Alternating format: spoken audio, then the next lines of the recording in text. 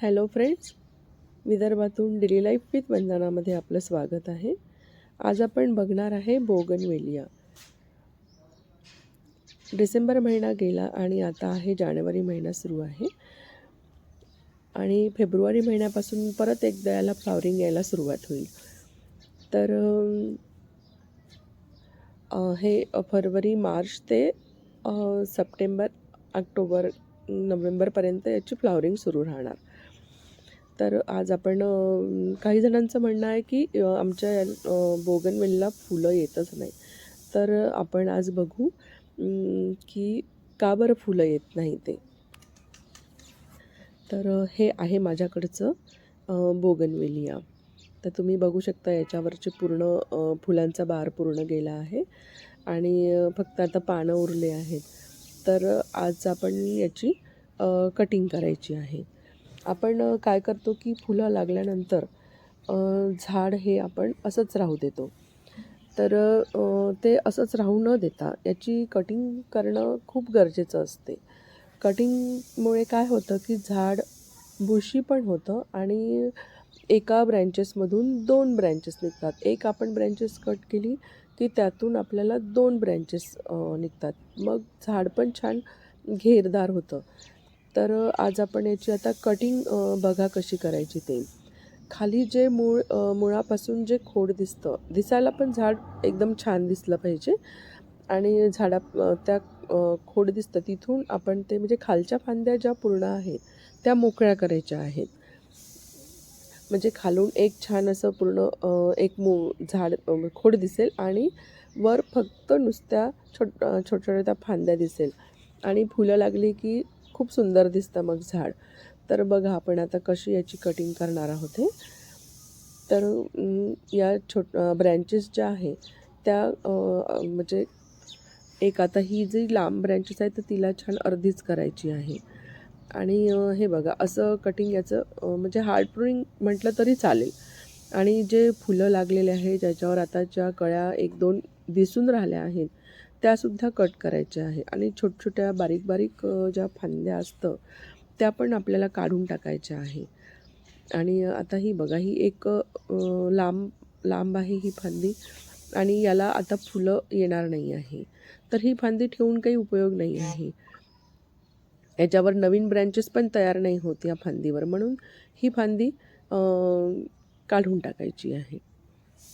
तर अशा प्रकारे आपण याचं आधी प्रूनिंग करून घेऊ.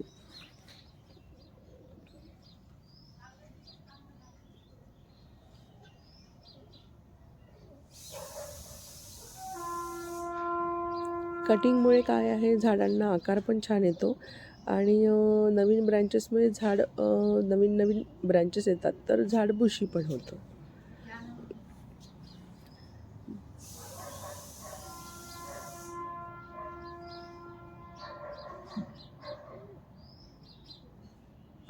हे बघा आता याची पूर्ण कटिंग झालेली आहे. त्यानंतर आपण नंतरची स्टेप जी आहे ती आपण करणार आहोत.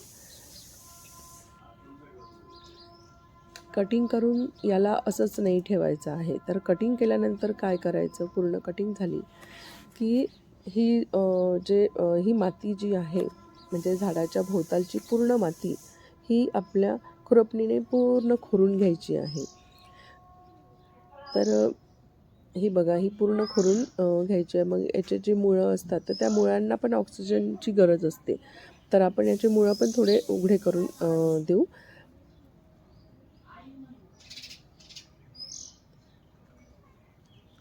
फक्त झाडाच्या बुंध्याला धक्का नाही म्हणजे लागू द्यायचा नाही. कारण की तिथे जर आपण त्या झाडाचा एकदा बुंदा हलला की झाड मरण्याची शक्यता असते. म्हणून थोडं काळजीपूर्वक करायचं असते हे. तर झाडाच्या सभोवतालची पूर्ण माती ही खोरून घ्यायची आणि नंतर ही माती पूर्ण काढून घ्यायची. वरचा लेयर जो आहे मातीचा तो पूर्ण काढून घ्यायचा. आता मला एका हाताने कॅमेरा आणि एका हाताने जरा थोडं अवघड जाऊन राहिलं आहे. तर बघा ही पूर्ण अशी माती काढून घ्यायची आहे.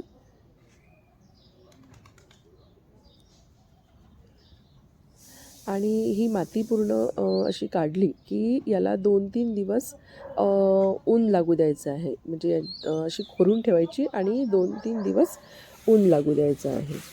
मग 2-3 दिवस ऊन झाल्यानंतर याला आपण खत द्यायचं आहे. तर फक्त शेणखत किंवा गांडूळ खत दिल्याने नाही होत.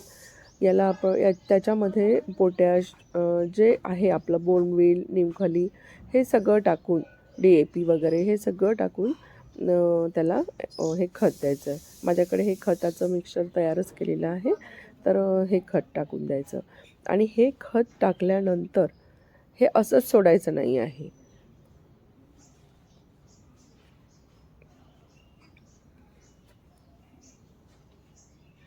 हे खत टाकलं की याच्यानंतर जी आपण आधी माती काढून ठेवली होती तर ती माती याच्यावरून या खताच्या वरून टाकायची आहे आणि पूर्ण असं एक लेयर त्या मातीचा देऊन द्यायचा आहे, झाकून द्यायचा आहे. म्हणजे याच्यात जे त्या खतामध्ये जे जीवाणू वगैरे असेल तर ते छान मातीमध्ये मुरलं जातं.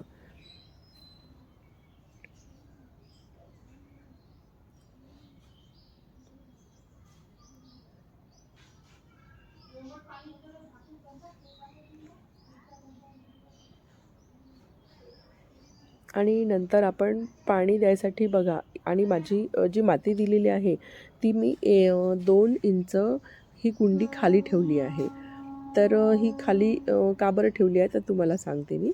आता याच्यानंतर पाणी द्यायचं आहे. पाणी एवढं द्यायचं की ते खालून आलं नाही पाहिजे आहे.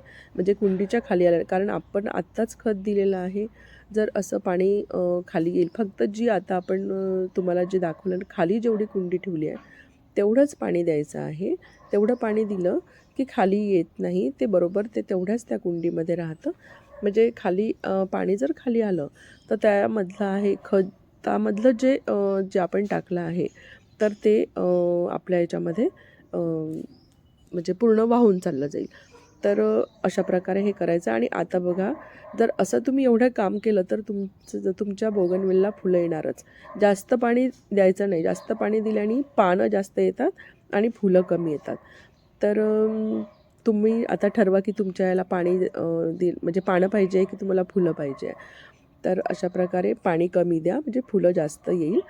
आणि तुम्हाला माझा आजचा व्हिडिओ आवडला असेल तर लाईक करा, शेअर करा, सबस्क्राईब करा. बाय.